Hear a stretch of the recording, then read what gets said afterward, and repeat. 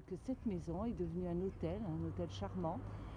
Je me dirige vers cet hôtel, comme ça vous voyez un petit peu la rue. Alors on ne voit pas bien parce que derrière cet arbre-là, on voit le Suquet normalement et vous ne pouvez pas le voir à cause de la surexposition. Mais donc je m'approche de la maison et là je vais switcher. Je ne vais pas pouvoir, je vais faire comme ça. Voilà. Je vais switcher pour que vous voyez que je m'approche de l'hôtel. Voilà. Et vous allez voir ici donc le nom de l'hôtel, Chalet de l'Isère. Et puis vous allez voir ici une plaque. Alors cette plaque a été posée ici, comme vous le voyez, enfin non, c'est pas écrit, mais en 1895, c'est-à-dire très vite, 2 ans après la mort de Maupassant, les municipalités de Cannes ont décidé de lui rendre un hommage. Donc c'est très sympa. Et puis ensuite, je me dirige vers l'hôtel, je vais sonner. Et alors où est-ce qu'on sonne? Ici. Je vais voir, on voit un petit peu dedans. Donc bien sûr, on est au mois de janvier, donc la végétation n'est pas aussi belle qu'elle l'est au printemps. Mais vous aurez le choix des dates et vous pourrez pendant 1 an choisir le moment que vous voulez pour venir. Ah, là peut-être qu'on voit. Oui, on voit un petit bout du Suquet là. Ah, voilà la propriétaire qui vient vers moi. Bonjour Elisabetta. Bonjour. Bienvenue. Comment allez-vous? Très bien, merci. Et vous? Oui, très bien, très bien. Je regardais un petit peu à travers le portail. Et vous allez nous faire entrer dans le lieu. Donc ici c'est la maison, le corps de la maison là, Oui. Où habitait Maupassant. Hein, Voilà. ça. Donc on va voir tout à l'heure, on va voir les chambres où il a habité, etc. Puis, je vous suis. Il y a eu des extensions depuis, j'imagine. Oui, on a rajouté ils ont rajouté la véranda. Oui, ah oui, avant vous. Avant moi. Oui. D'accord. Oui. Donc là, on entre dans l'hôtel. Voilà, il y a un petit coin comme ça. Il y a des coins qui évoquent Maupassant peut-être. On a fait une petite bibliothèque. Oui. C'est un peu une salle d'art aussi. Oui, ah oui, d'accord. Et donc il y a des ouvrages de Maupassant. dans la bibliothèque, oui. Ouais. J'ai ma petite collection ici. D'accord. Ah oui, d'accord, Voilà. d'accord. Où les clients ils peuvent lire. Oui, ok. Si jamais. Mais souvent, les clients, ils arrivent déjà avec un livre de Guy de Maupassant à se lire pendant qu'ils séjournent. Et oui, ils ont dans la préparé maison. leur séjour. Oui. C'est pas pour rien qu'ils viennent ici. Oui. Et le bel ami, c'est celui que je vois le plus dans les. Et oui, bien sûr. Et en plus, il y a mon roman. Oui. C'est gentil, super. Bon, il y a une petite. Voilà, donc ici vous avez la salle du petit déjeuner. Voilà. Il y a un côté très familial, très chambre d'hôte dans votre hôtel. Voilà. Hein. C'est un Et hôtel un j'ai peu de charme. installé un petit salon parce que des lectures ou. Parce qu'en fait, de cette position-là, ils peuvent profiter du jardin, de la lumière. Et l'entrée de la maison de Maupassant. Voilà, on est dans le salon d'Elisabetta qui est un peu intimidée par la caméra, mais elle va nous expliquer, Elisabetta, moi ce que je voudrais savoir, c'est comment tu as été amenée à acheter cet hôtel. Est-ce que c'était déjà un hôtel? Oui, c'était une pension de famille. Et donc, mon papa l'a trouvé en faisant une petite recherche sur Cannes. C'était une exclusivité. Et quand il m'en a parlé, je suis descendue sur la côte parce que j'étais au froid aux Hautes-Alpes et pour le visiter. La maison m'a plu tout de suite parce que c'était un rappel d'enfance, parce que mon grand-père maternel avait été propriétaire d'une maison faite dans le même style. Et bien sûr, ce qui m'a tout de suite passionnée, c'était le fait que était la maison de Guy de Maupassant. En tout cas, n'était pas la sienne, mais il l'avait habité pendant les 2 dernières années de sa vie. Et oui. Ça a été la dernière maison, je crois, où il a vécu une vie normale, non? Voilà, parce que d'ici, après, il est parti tout de suite à Paris, à la maison du docteur Blanc. Ah, d'accord. Donc, c'est vraiment ici où il a, par exemple, essayé de terminer l'Angelus, que c'est son dernier roman inachevé. Et c'est ici qu'il a vécu les 2 dernières années voilà, de sa vie normale avec sa maladie. En tout cas, il y a eu quelques épisodes particuliers. Ah bon? Quoi, par exemple? Ben, par Ici, exemple, dans la maison dans même? la maison, il était en train de rentrer donc, à la maison et il a cru voir des personnes qui le suivaient et donc il est rentré très angoissé et il a demandé à son valet de chambre, François Tassard, de barricader la maison pour ne pas les faire rentrer. D'accord, on est en plein Horla, en fait. Voilà, Oui. oui. Je pense que c'est bon avec c'était les hallucinations qu'il avait des fois causées par sa maladie et l'histoire qu'il a vécue parce qu'il a participé quand même à des guerres. Donc je Oui, pense c'est que vrai, oui. souvent lui venaient ces peurs. C'était un hypersensible, de toute façon. Je ne l'ai pas connu personnellement. Moi, c'est comme si je l'avais connu.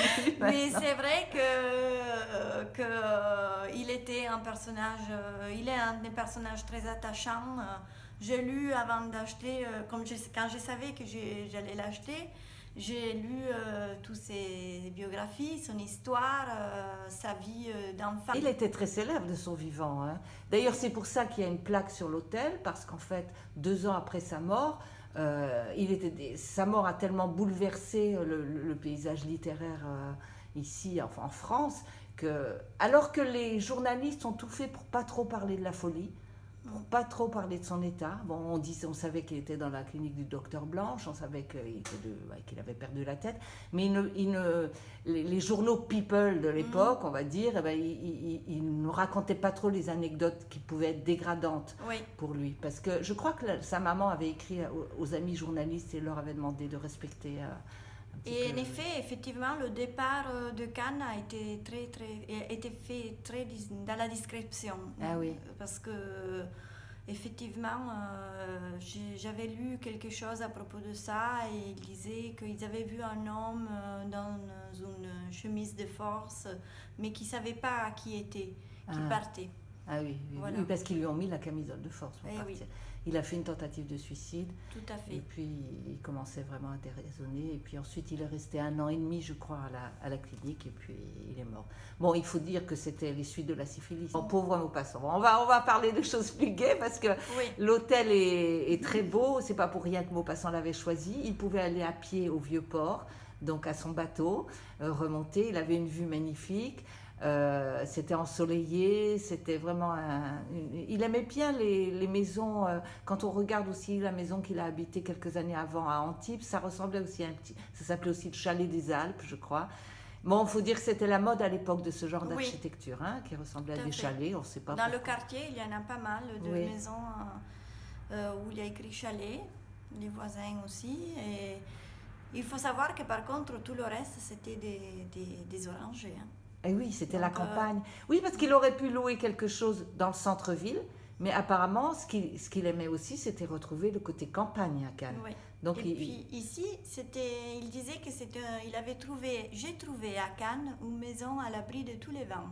Ah oui. Donc il se sentait protégé des vents. Et selon François Tassard, il avait préféré cette maison parce que ils habitaient au rez-de-chaussée dans la rue Guy de Maupassant, juste un petit peu plus loin. Oui, la Villa Continentale. Villa Continentale. Et en fait, Guy de Maupassant trouvait qu'ici, il n'y avait pas de moustiques.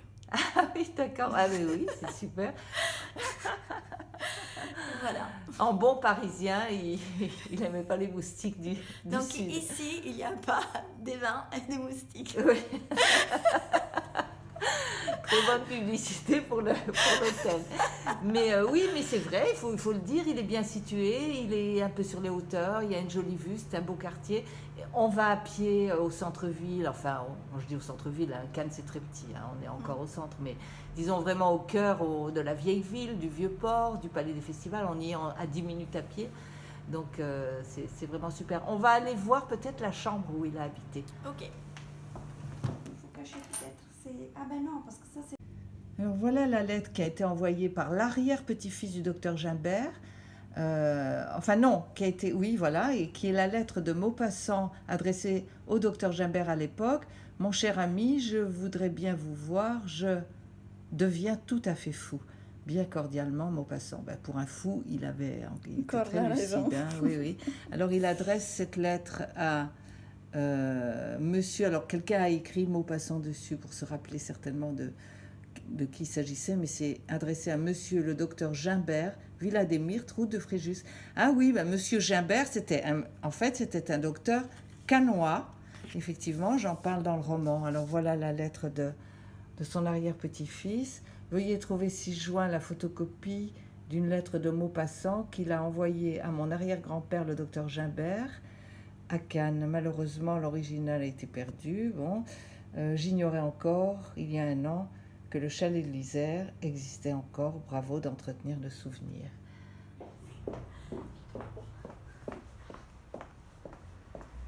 Dans la description du chalet, il parlait donc de ces marches en marbre, Oui. en disant un volet des marches jusqu'à ma chambre. Oui.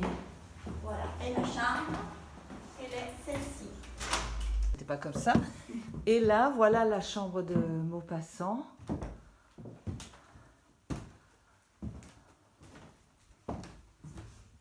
Des petits souvenirs. Oui, sur la scène. Là où on voit pas bien, voilà. Donc Là, voilà il est en un train lit. d'écrire. Ah, il est en train d'écrire. Ah bah, je vais quand même m'approcher alors. Ah oui, oh, elle est bien cette. Je la connaissais pas cette image. C'est une eau forte. Alors ici, on voit que bon, la fenêtre, on voit pas bien. Alors il avait une vue superbe sur la mer et cette maison-là qu'on voit à gauche n'existait pas. Donc il voyait le vieux port et il pouvait voir son bateau. Voilà. Donc, mais on va aller dans sa bibliothèque après tout à l'heure. Alors ici, c'est une porte de placard actuellement, mais à l'époque, c'était la porte qui communiquait avec la chambre de François Tassard, son valet, qui ne le quittait pas hein, parce qu'il était malade, il avait besoin de soins, il le réveillait la nuit. Enfin, voilà, c'était... On va aller peut-être dans la...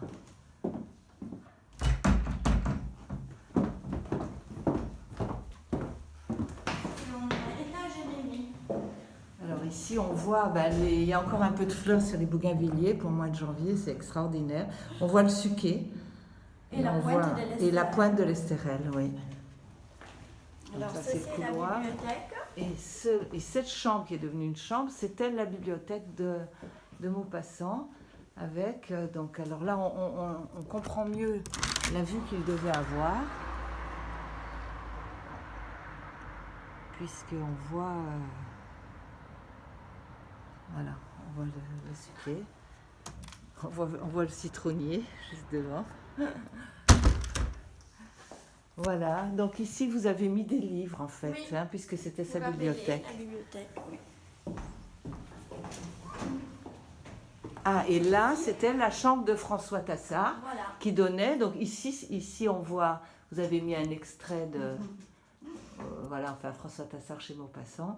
Et c'était la porte en fait ici, alors on ne Oui. sait pas, peut-être la chambre était là. Il faut dire que maintenant il y a des salles de bain partout, mais Oui. à l'époque il n'y avait pas de salle de bain, il n'y Là avait aussi, pas de... hein, une vue, La vue... Ah, François Tassard avait aussi une très très belle vue. Hein. Il était gâté par son... Bon, ils avaient un lien d'amitié tous les Oui. deux, très très Oui, profond. Et d'ailleurs François Tassard lui était très attaché. Hein.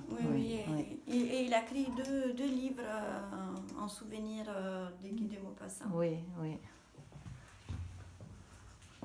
Et là, il y a encore une volée de marches en bois, cette fois, qui vont Ouais. en haut. Bon, vous avez fait des chambres en haut, et je ne sais pas qu'est-ce qu'il y avait à l'époque. À l'époque, c'était les chambres déjà Ah. de ces matelots Ah oui, exact. Et des fois, il y avait la femme de ménage qui restait dormir aussi. Je vais aller en Angleterre, je ne peux plus vivre ni travailler à Paris. Alors ces deux dernières chambres que nous venons de voir, elles sont au rez-de-chaussée et en fait elles étaient cuisine et salon. Non, pas cuisine, le salon et la salle à manger. Voilà. Le regard moderne, c'est voir la gamme. Voilà, on a fait un peu le tour des chambres. Alors, je crois qu'il y a un petit mystère avec le numéro dans la rue. C'est le numéro 42 avenue de Grasse ici, c'est ça? C'est le numéro 42, c'est toujours le même depuis les temps de Guy de Maupassant.